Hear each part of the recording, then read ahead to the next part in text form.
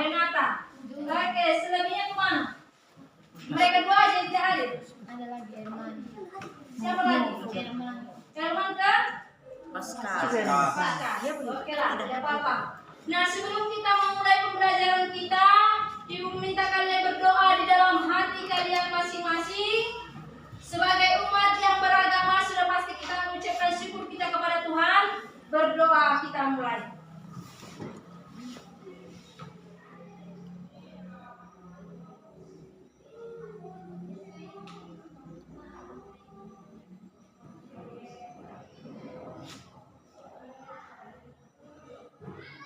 Doa selesai. Nah, sekarang kita mulai belajar bahasa Indonesia, yaitu menulis laporan percobaan.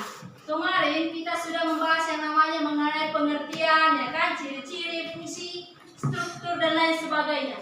Di sini kita akan mempelajari yang namanya menulis laporan hasil percobaan. Nah, sebelum kita mulai pelajaran, semua dulu berdiri.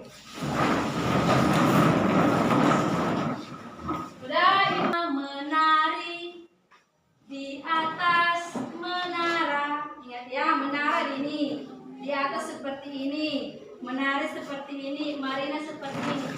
Kalau dia Marijo ini, Marijo laki-laki, Marijo seperti ini, Marijo menari di atas menara.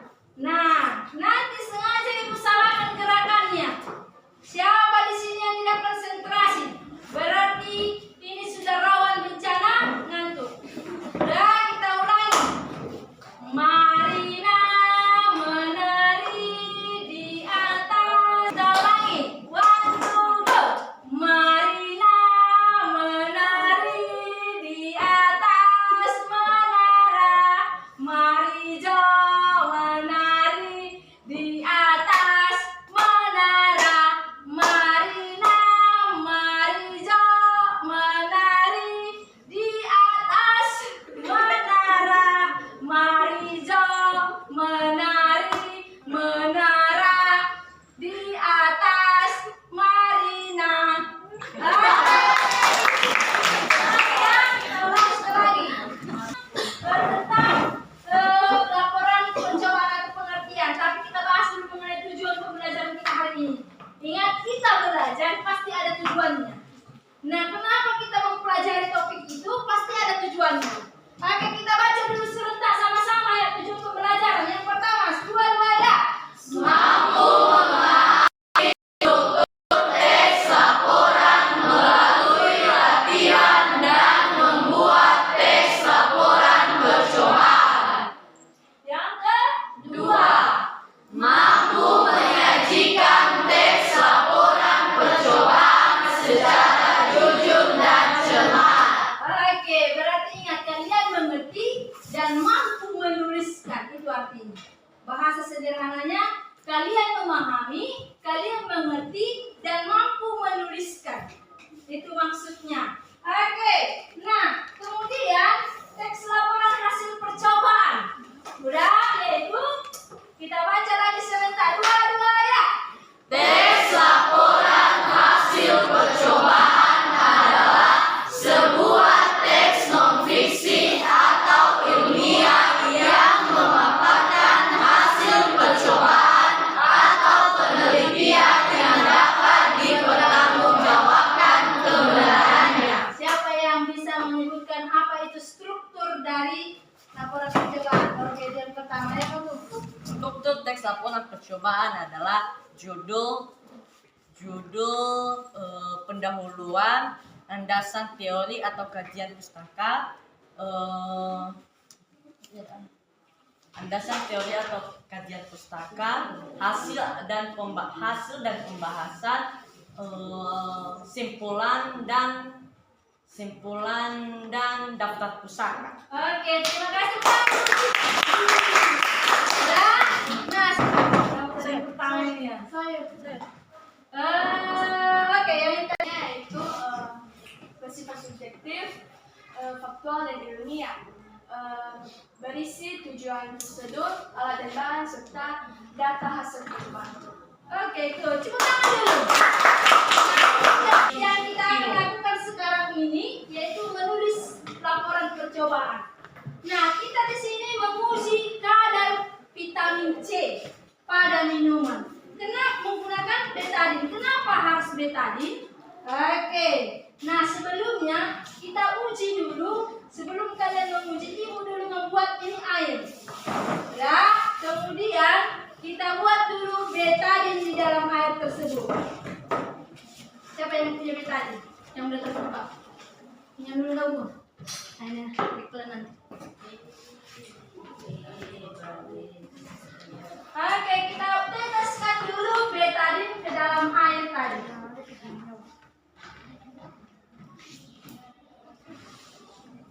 Nah, sudah terjadi perubahan warna. Sudah terjadi perubahan warna. Warna air tadi yang bening sekarang sudah menjadi agak keruh, ya kan? Nah, sekarang kita buat dulu vitamin C atau vitacimin. Nah, kita aduk dulu sebentar ya biar rata dia. Nah, bagaimana atau apa yang akan terjadi? Kita masukkan dulu vitacimin atau vitamin.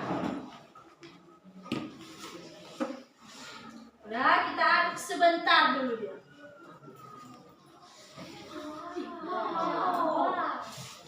Nah, inilah dia. Yang tadi, betadine tadi yang warna agak keruh tadi membalikan warna air yang bening tadi seperti semula. Nah, itulah indikator kita menggunakan betadine. Kenapa? Karena betadine itu mengandung 10% povidin. Udah? Povidin iodin. Sedangkan vitamin C mengandung asam karbonat. Nah, ketika diteteskan tadi betadine dan digabungkan dengan vitamin C, maka ada reaksi. Reaksi itulah yang membuat iodin tadi yang menghilang warnanya. Itulah mengapa kita menggunakan betadine. Nah, sekarang kalian sudah duduk sesuai dengan kelompoknya. Nah, kalian tadi sudah melihat ibu melakukan percobaan. Di depan kalian sudah kalian sediakan bahan kalian. Apa tadi bahannya di sini? Ada orange water, jeruk nipis, ale-ale, kemudian nutrisari, ada lagi itu buah vita ya. Buah vita, kemudian ada pulpy orange. Nah, sekarang kalian membuat dulu percobaan yang telah seperti ibu lakukan tadi. Udah menggunakan betadine tadi.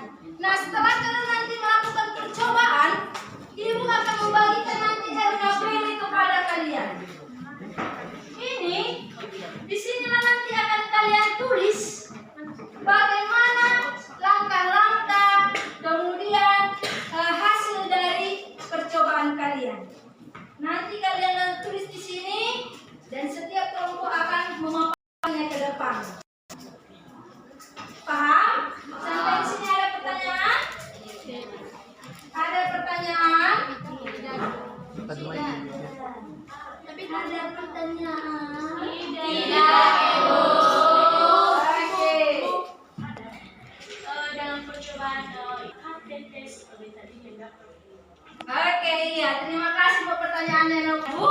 Bisa kamu gunakan nanti 4 atau 5 sampai 5 untuk tetesan betadine.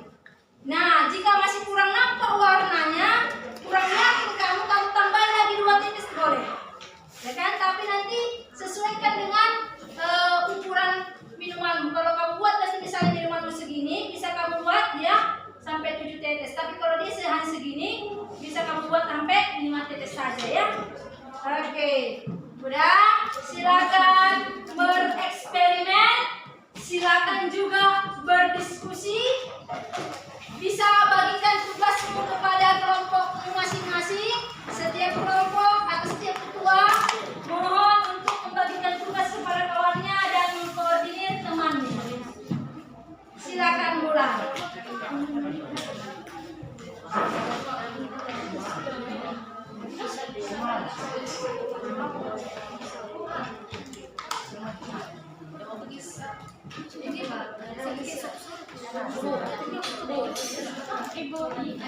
Gimana ini dikasih air?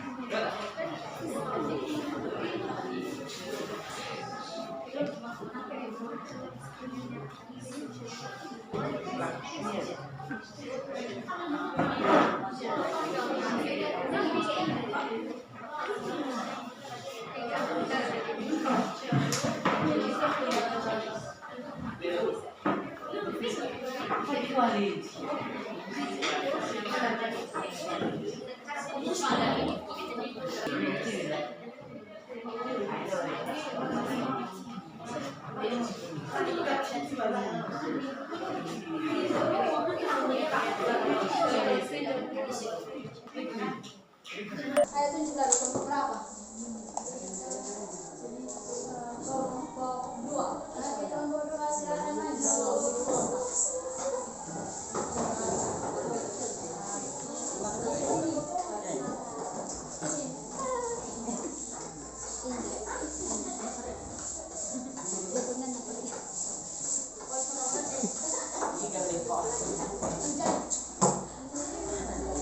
Baik teman-teman, kami akan mempresentasikan hasil dari percobaan kami. Sebelum itu kami memperkenalkan diri kami. Dari saya Rini Triani Harefa, dan selanjutnya Jumita Damayan Simetra. Pokoknya perkembangan Usman Sekian Depan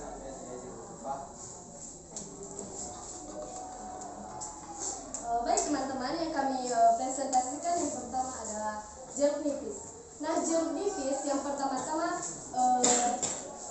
jeruk nipis contohnya air dicampur dengan betadine warnanya keruh. Tapi jika ditambah dengan jeruk nipis maka airnya akan berubah menjadi sedikit bening. Jadi hasilnya ini jeruk nipis dapat dikonsumsi karena mengandung vitamin C. Yang kedua yaitu nutrisari jeruk nipis. Begitu juga sama halnya dengan jeruk nipis. Nah, nutrisari jeruk nipis ini mengandung vitamin C karena jika dicampur dengan betadine maka dia akan berubah warna menjadi sedikit bening. Jadi hasilnya dapat disimpulkan bahwa nutrisari jeruk nipis ini dapat atau layak dikonsumsi. Yang ketiga buah vita. Nah, buah vita ini juga sama halnya dengan jeruk nipis dan nutrisari. Buah vita jika dicampur dengan betadine maka warnanya akan bening dan dapat disimpulkan bahwa buah vita ini mengandung vitamin C. Dan yang terakhir adalah sirup jeruk. Sirup jeruk ini jika dicampur dengan betadine maka warnanya Jadi bisa disimpulkan bahwa ini sedikit mengandung vitamin C, sedikit. Jadi ini dapat dikonsumsi tapi tidak banyak-banyak teman-teman. Jadi kesimpulannya di kelompok kami, yang ketiga ini dapat kita konsumsi karena sangat mengandung vitamin C. Tapi ini bisa dikonsumsi tapi tidak terlalu banyak. Sekian dari presentasi kami. Terima kasih.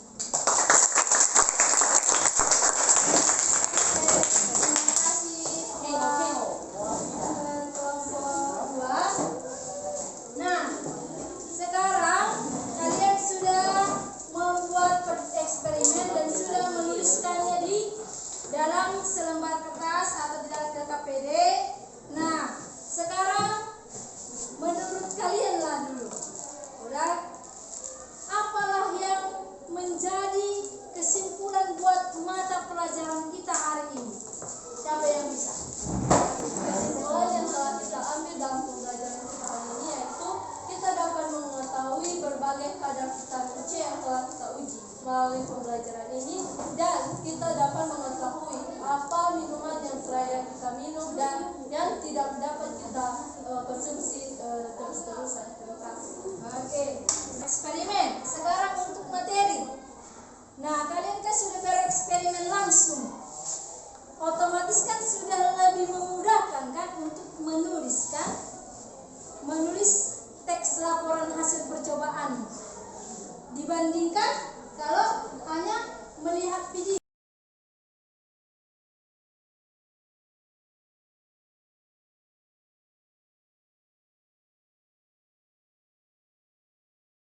Baik Bu, selamat siang Bu. Siang Pak. Iya. Bagaimana kabarnya Bu? Puji Tuhan lihat sehat-sehat Pak. Oh, begitu ya. Terima kasih Bu, Ibu sudah meluangkan waktunya untuk kegiatan percakapan pasca observasi ini, di mana Ibu telah melakukan pembelajaran di kelas kemarin sangat luar biasa Bu. Saya sudah mengamatinya dari awal, pertengahan hingga selesai pembelajaran Ibu. Sungguh luar biasa Bu. Nah, pada kegiatan pasca observasi ini Bu, saya menyampaikan beberapa pertanyaan. Yang pertama Bu, selama pembelajaran di kelas yang Ibu lakukan kemarin itu di kelas, kira-kira bagaimana perasaan Ibu di kelas itu? Terima kasih Pak. Perasaan awalnya memang agak grogi ya, karena didampingi oleh, walaupun katanya itu rekan, tetap kita merasa grogi. Tapi lama-kelamaan puji Tuhan semakin biasa saja, atau menjadi menikmati bahkan proses pembelajaran itu. Ya baik ya Bu, berarti pertama ya masih ragu-ragu ya, tapi dengan berjalan waktu semakin lancar ya. Baik Bu, terima kasih. Lalu Bu, saat pembelajaran Ibu dilakukan di kelas itu, apa saja area pengembangan kompetensi yang Ibu rencanakan? Bagaimana hasilnya saat pembelajaran Bu? Iya, mengenai area kompetensi di pengetahuan dulu kita bilang pengetahuan, area kompetensi pengetahuan siswa semakin mudah memahami pembelajaran yang telah dilakukan.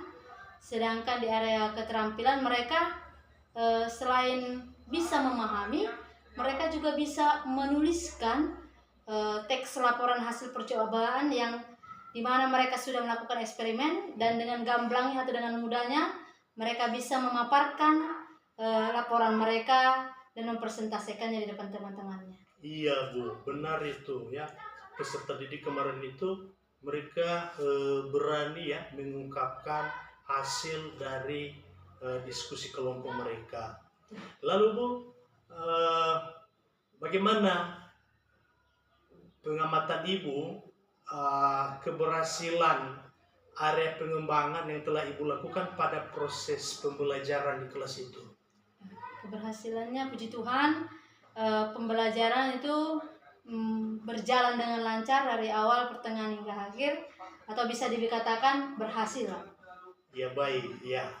Terima kasih Bu. Lalu dalam proses pembelajaran Bu yang Ibu lakukan, baik itu dari kegiatan awal, kegiatan inti, di dalamnya ada ruang diskusi, di penutup, apakah di tiga bagian, tiga bidang ini, apakah Ibu mengalami kendalanya di dalam pembelajaran itu Bu? Iya, kalau bagi kendala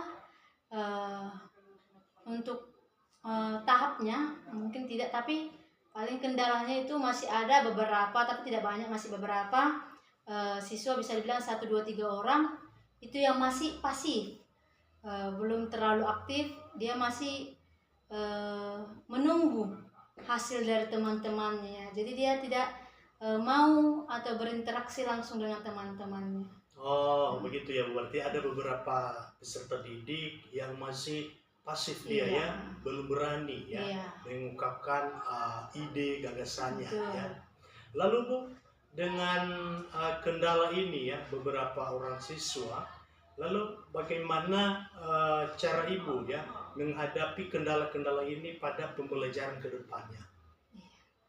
Mungkin kita akan melihat bagaimana kebutuhan siswa tersebut, bagaimana dia metode yang dia suka, yang dia senangi, agar metodenya nanti bisa berganti-ganti sehingga siswa ini merasa bisa aktif kembali nanti, atau bisa kita bilang kita menggunakan metode berdiferensiasi agar siswa itu bisa mengetahui mana kebutuhannya dan mau ikut serta dalam pembelajaran apapun itu nanti. Ya baik Bu, luar biasa ya Bu, artinya rencana Ibu ke depan, Ibu melaksanakan pembelajaran itu menukar ya metode pembelajarannya dengan menggunakan metode pembelajaran berdiferensiasi, di mana pembelajaran berdiferensiasi ini pembelajaran yang memenuhi kebutuhan peserta didik disesuaikan dengan kemampuan dan potensi dari peserta didik itu. Lalu Ibu juga memperhatikan 5 kompetensi emosional peserta didik. Baik Bu, sangat bagus, sangat luar biasa. Lalu Bu, kira-kira ya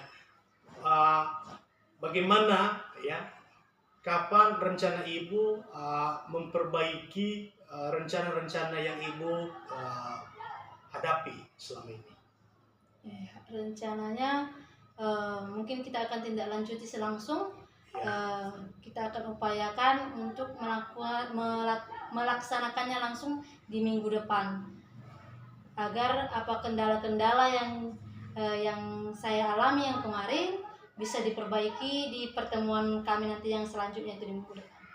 Baik Bu, terima kasih Bu. Semoga rencana Ibu untuk memperbaiki dan meningkatkan pembelajaran di kelas ke depan lebih berjalan lagi dan maksimal, dan semoga Ibu juga lebih semangat dan percaya diri. Semangat Bu, terima kasih Bu. Tetap semangat ya Bu.